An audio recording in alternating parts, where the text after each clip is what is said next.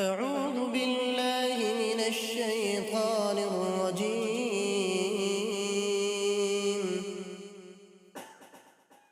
بسم الله الرحمن الرحيم.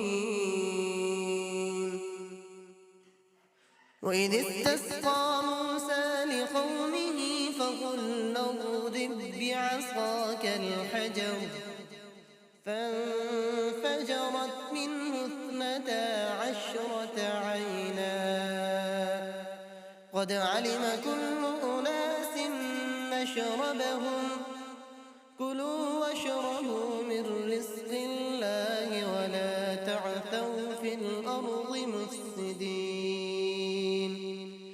وإذ قلتم يا موسى لن نصبر على طعام واحد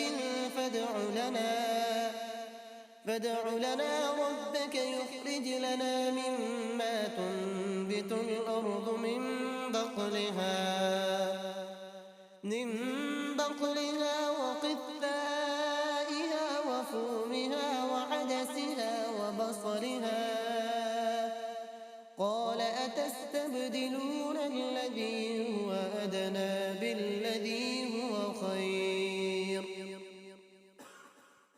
اهبطوا مصرا فإن لكم ما سألتم وضربت عليهم الذلة والمسكنة وباءوا بغضب من الله ذلك بأنهم كانوا يكفرون بآيات الله ويقتلون النبيين بغير الحق ذلك بما عصوا وكانوا